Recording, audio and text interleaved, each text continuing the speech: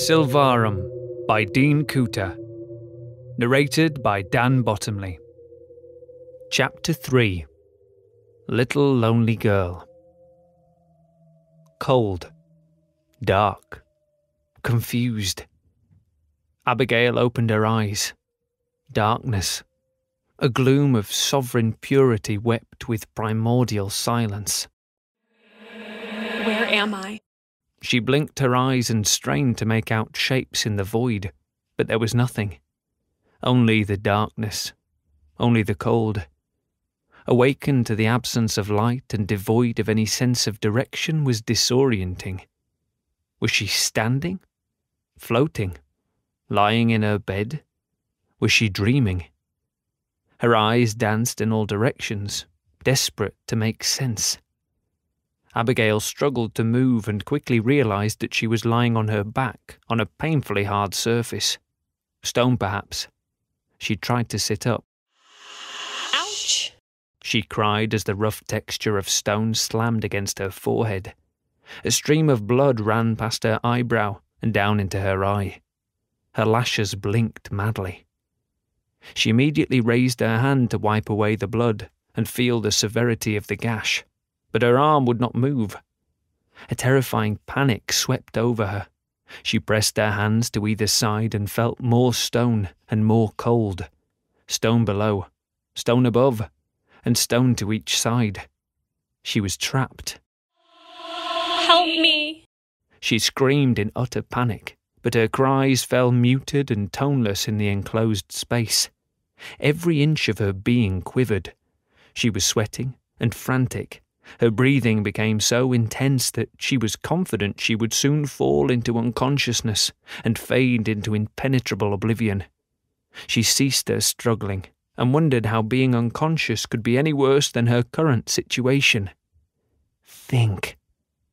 Abigail focused her eyes into the abyss, into the infinite chasm that swallowed her being, into her new existence. Think! She closed her eyes and focused. In her mind's eye she saw shapes. The shapes were fuzzy and diffuse at first, lacking volume and form, yet familiar and comforting. She focused harder, and colours slowly emerged from the shapes. Blues, greens, a girl's pink dress, a man's black tie, framed against the ironed creases of a white button-down shirt. The shapes were standing and clapping. They were whistling and shouting. They were smiling. Yes, it was coming back to her now. She had been standing on a stage, looking out into a crowd of cheering people. Her violin recital. The memories poured through her mind. They carried her thoughts over a waterfall of cascading images.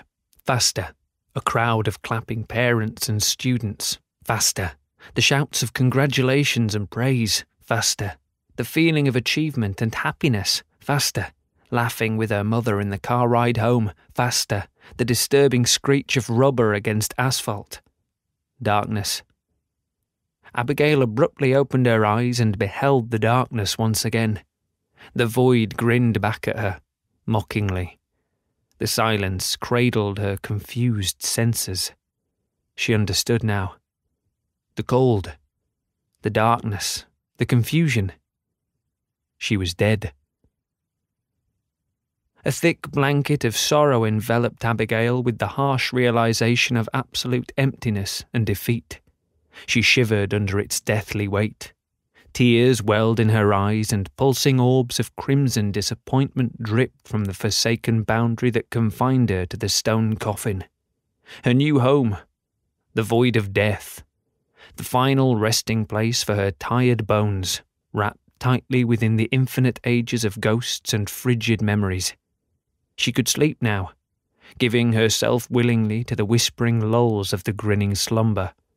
Her 16-year journey among the living was over. Her mum was gone. Her life was gone. She was dead. No, said Abigail. She opened her tearful eyes and glared with hatred into the mocking gaze of the Stygian darkness. Foul fingers grasped and clawed at her consciousness. They implored her to succumb to the immeasurable embrace and inevitability of eternal solitude. She screamed. Her guttural vocalization leapt from her lips with frightening intensity, saturated with passion and determination. The sound ripped through the void, spinning and twirling, forcing a path through the bitterness. The ghostly fingers grasped and reached for the sound but faltered. They exploded into a blinding storm of countless snowflakes, drifting and falling along the pastoral breeze of Abigail's memories. A faint cry echoed in the depths of the chasm. The boundary had been broken. She clasped her hands into tight fists. Knuckles cracked and tendons moaned as an empowering surge of blood rushed up through her face and into her brain. Energy flowed through her limbs, and she felt the warmth filter through her veins. It covered her body with confidence and rejected the frigid clutch of the deathly blanket. With all her remaining strength, Abigail thrust up her hands and forced open the lid to her coffin.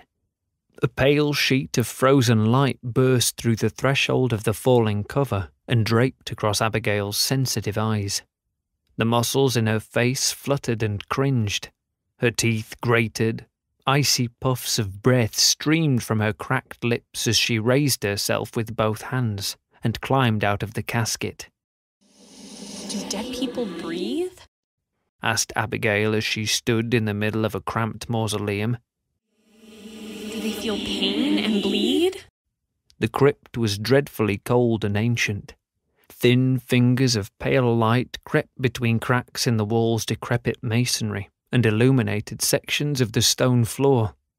A spider scurried across the crumbling stones and disappeared through a crack in the base of the opposing wall.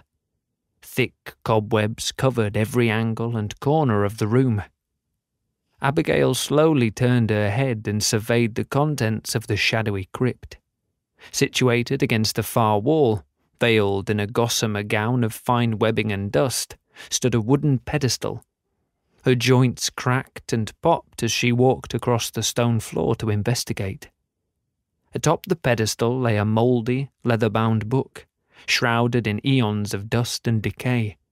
Iron hinges cradled the binding, and a massive lock impeded further analysis of the tome's contents. With a brush of her hand, Abigail swept away a layer of the grey dust to reveal a peculiar symbol on the cover. Carved into the cracked leather beckoned a pair of overlapping circles. In the middle of the circles peered a single, lidless eyeball. She bent down closer to the symbol to get a better look. The eyeball blinked twice. Shit! She cried, falling back to the stone floor. A beam of frosty blue light emanated from the eye and searched throughout the room. A whisper, as faint as falling snowflakes, groaned from the pages of the ancient book. "Who has awakened me?" asked the voice. Abigail gasped for breath. She shuffled backward on her hands, bumping into the edge of the open coffin. The blue light paused its searching and slowly lowered until it met the girl's frightened gaze. Calm. Abigail blinked. She felt at ease. A soothing orchestra of cathedral bells drifted through her thoughts and carried her from the depths of the mausoleum to the mountainous heights of a snow-covered forest. The contrast from dark to light stunned her perception. In the hazy distance, she perceived a solitary figure that walked among the trees, now visible, now hidden. Abigail walked to the shrouded figure. Her bare feet left soft prints in the snow as she wandered deeper into the silent embrace of the enchanted woods. She approached the figure and paused. Snowflakes fell softly and silently as they faced each other. Mom? Asked the girl. Her mother stood in the falling snow and smiled. What's happened? Where are we? Asked Abigail. "Look at me, child," said a voice. The snow began to fall harder as her mother turned and disappeared into the forest. She was gone. Mother, wait, said Abigail. "Open your eyes," replied the voice. Abigail blinked. The snow-covered forest dissolved into a spinning flurry of confusion and light. She opened her eyes and found herself back in the spiteful grasp of the ancient crypt. The blue eye glared up at her from the book's cover. No! She cried. What's happened to me? You are dead, replied the voice. Dead? How can I be dead? I'm standing here bleeding. I'm talking. I just saw my mother. That's not being dead. And what do you know about death? It asked. The life that you knew before is over. What you perceive as death is but a new beginning, the next phase of the endless journey. Abigail looked down and studied her hands. The wrinkled lines in her palms that she knew so well were still there. The freckle on her left pinky finger remained. They were still her hands. They appeared normal, whatever normal meant in this new reality. Abigail placed her right palm on her chest. Her heart was beating. Its rhythmic pulses echoed softly in the frigid air of the crypt. "Do you see?" asked the voice. See what? I don't understand. That you still exist. Your body, the beating of your heart, and the thoughts in your mind, they all still belong to you, yet you are here now. Where is here? The voice paused. The blue light dimmed slightly. Answer me, said Abigail. The answer lives in my pages. You must find the key. The key? What key? Who are you? I am the Novum Gradus, it replied. I am the mist that always swirls. I am the fog that envelops myth and legend. What does that mean? I don't understand. She replied. You will, my child. In time, you will learn. Abigail stared at the book in silence.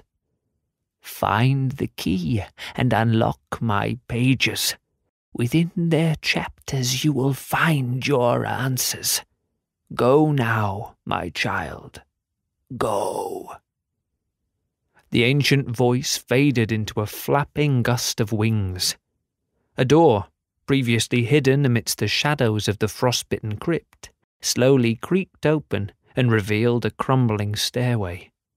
Abigail ascended the steps to the unknown.